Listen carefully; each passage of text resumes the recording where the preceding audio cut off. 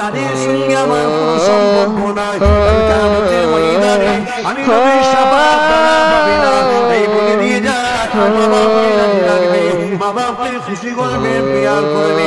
জানি দুনিয়ার জীবনে সুখে অপরিহার্যের পাশে থাকলে উপর মুখরায় চলতে গিয়ে অনেক সমস্যা হয়ে যায়। তথাপি এমন কোনো কথা বলে ফেলবেন না, এমন কোনো ব্যবহার করে ফেলবেন না যাদের দিলে বড় আঘাত লেগে যায়। এই যুবকেরা, নবীর পাকের প্রেমিকেরা, আল্লাহ নবীর একজন সাহাবী ছিলেন, হযরত আবু হুরায়রা রাদিয়াল্লাহু তাআলা। তিনি হাদিসের মধ্যে পুরুষদের মধ্যে থেকে সবথেকে বেশি হাদিস আয়ত্ত করেছিলেন।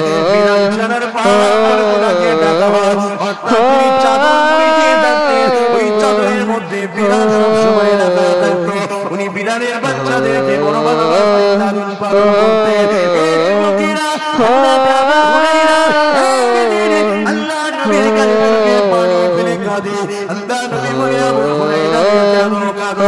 ইয়া রাসূলুল্লাহ, হাবিবাল্লাহ, আমি কয়েকদিন ধরে একটা মুসিবত মাসলার মধ্যে জড়িয়ে গেছে। ইয়া রাসূলুল্লাহ, হাবিবাল্লাহ, এর সমাধানের ব্যবস্থা করতে পারছি না। কি হয়েছে আবু হুরায়রা? ইয়া রাসূলুল্লাহ, হাবিবাল্লাহ, আমি আপনাকে নবী বলে, আল্লাহকে আল্লাহ বলে, ঈমানের নূরে কলেমা পড়ে দিয়েছি। হে আবু হুরায়রা, এটাকে খুশি করে বলো বাবা, এখানে সমস্যাটা কোথায় হচ্ছে? ইয়া রাসূলুল্লাহ, হাবিবাল্লাহ, আল্লাহর দরবারে বসে আমি আপনার জবান মুবারকে হাদিস শুনি, দ্বীন ইসলামের বাণী শুনি।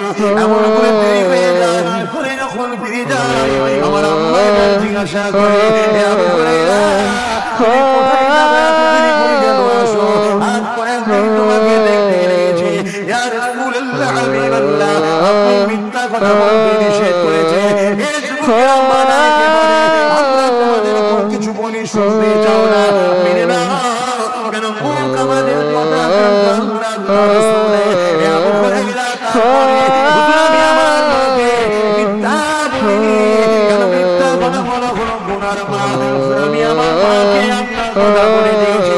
আম্মা জান আব্দুল্লাহ আব্দুল্লাহ আখরি নবী মুহাম্মদ রাসূলুল্লাহ আগে ঈমানের কালিমা বলে ইসলামের শান্তি ঝান্ডা তলায় দাঁড়িয়ে গেছি।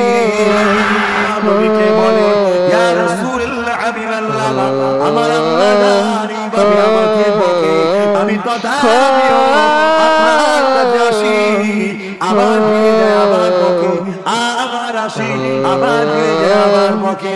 ইয়া রাসূলুল্লাহ, ইয়া হাবিবাল্লাহ, আজকে একটা বড় মুসিবতে পড়ে গেছি। হুজুর আমার মা আজকে বলে দিয়েছে, আবু হুরায়রা, মুহাম্মদ চাও না আমাকে চাও। যদি তুমি মুহাম্মাদের কাছে যাও, এ আবু হুরায়রা আমার কাছে আর আসবে না। আর যদি আমাকে চাও, মুহাম্মাদের কাছে আর যাবে না। ইয়া রাসূলুল্লাহ, ইয়া হাবিবাল্লাহ, মা বাবার যে কি গুরুত্ব সম্মান, ওটা তো আপনার কাছ থেকে শিখেছি। আমরা জাহিলিয়াতের যুগে মা বাবাকে তো হত্যা পর্যন্ত অনেক মানুষ করছে, কিন্তু আপনার কাছে মা বাবার গুরুত্ব শিখেছে। কিন্তু আপনাকেও ছাড়তে পারবো না, মা বাবাকেও ছাড়তে আপনি নিষেধ করেছেন। ইয়া রাসূলুল্লাহ, ইয়া হাবিবাল্লাহ, এই জায়গায় আমি কোন দিকে যাব? এখন যদি আপনার কথা মানি, আপনাকে তো আমি কোনোভাবে ছাড়তে পারবো না। আর আমি যদি সত্যি আপনাকে ভালোবাসি, আপনি বলেছেন যে মা বাবার নয়, সে আমার নয়, তাহলে মা বাবাকেও তো আমি ছাড়তে পারবো না। ইয়া রাসূলুল্লাহ, ইয়া হাবিবাল্লাহ, হুজুর আমি এখন কি করব? আমি দিশেহারা হয়ে গেছি। আল্লাহ নবী উত্তর দিচ্ছেন, কি শরীর জিজ্ঞেসে করে কি বলছেন? এ আবু হুরায়রা, তুমি কি তোমার মা বাবার বিরুদ্ধে, মায়ের বিরুদ্ধে আমি রাসূলের কাছে কি নালিশ দিচ্ছ? আল্লাহ নবীর কথা শুনে আবু হুরায়রা বলেছিলেন, জি না ইয়া রাসূলুল্লাহ, কেন আপনি বলেছেন মা বাবার বিরুদ্ধে নালিশ করা যায় না। আল্লাহ নবীকে বলেছিলেন, যখনই কথা বললেন হযরত আবু হুরায়রা বললেন, জি না ইয়া রাসূলুল্লাহ, আপনি তো আমাকে শিখিয়েছে মা বাবার বিরুদ্ধে নালিশ দেওয়া যায় না। তবে হুজুর, আপনি আল্লাহর দোস্ত, আমি আপনার কদমে আমার জান মাল কুরবান করে দিয়েছি, দয়া করে একটুখানি নূরের হাতটাকে একবার তুলে দেন। আমি আবু হুরায়রার বিশ্বাস, আমার মা ইমানে নূরের কলেমা পড়ে আপনার কদমে জান মাল কুরবান করে দেবে। এই ভিখারি ওই গোলাম আপনার কাছে আরজু জানায়, ইয়া রাসূলুল্লাহ, ইয়া হাবিবাল্লাহ, আপনি একবার হাত একটু তুলুন আমার আম্মা জানের জন্য। কেন আপনি হাত তুললে আমার আল্লাহ ফিরিয়ে দেবেন না। আপনি একবার হাতটা তুলে দিন, আমার মা জানে ইমানের কলেমা পেয়ে যায়। আল্লাহ নবী চোখ ভরা পানি দাড়ি মোবারক দিয়ে গড়িয়ে গড়িয়ে পড়ে। এ আবু হুরায়রা,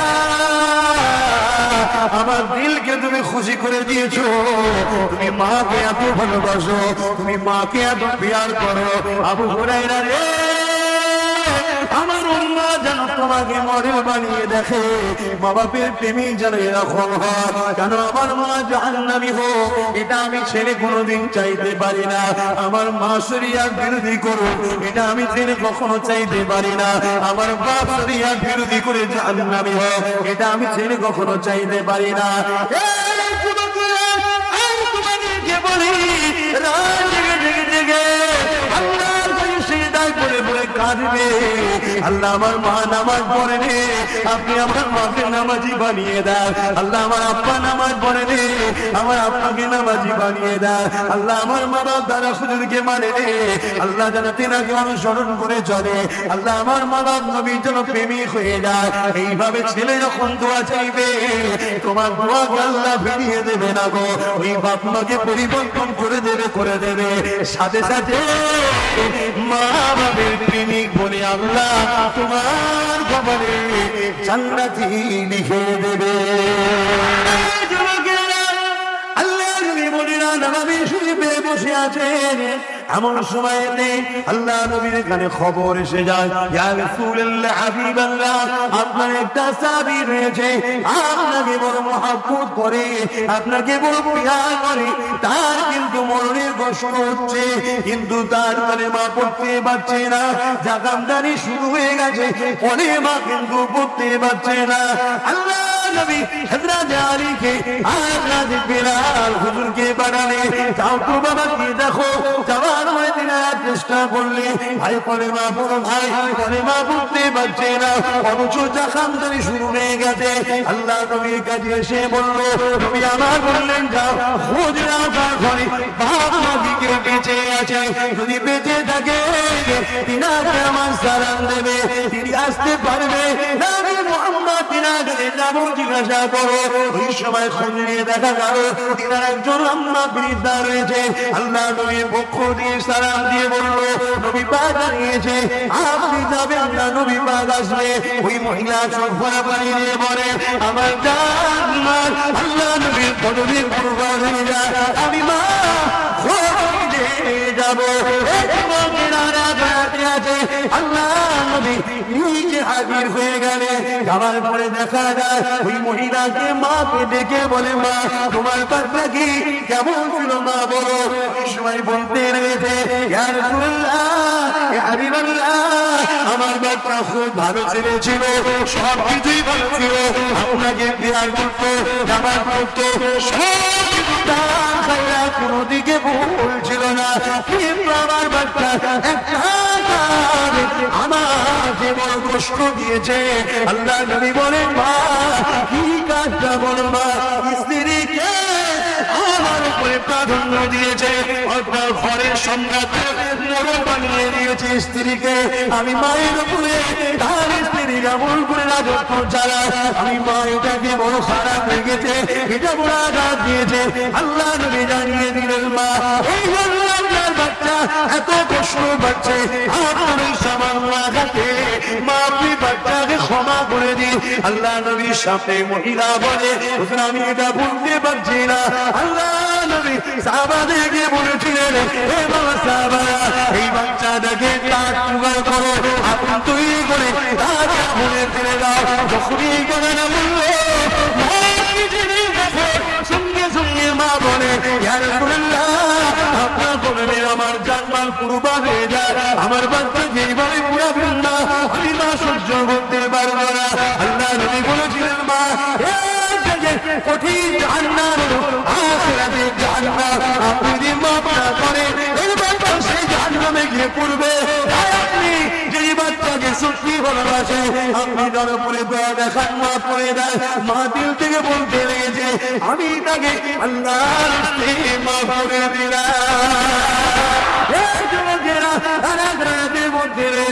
মহিলা এসেছিল এই নবী হযরত আলীকে আর ফেরাতে বাড়ানো চাও করে দাও আমার আল্লাহ আমাদের বান্দাটাকে যে দেখো কালিমা পড়ছে কিনা গিয়ে দেখে নিজে চিৎকার দিয়ে কালিমা পড়তে লেগেছে।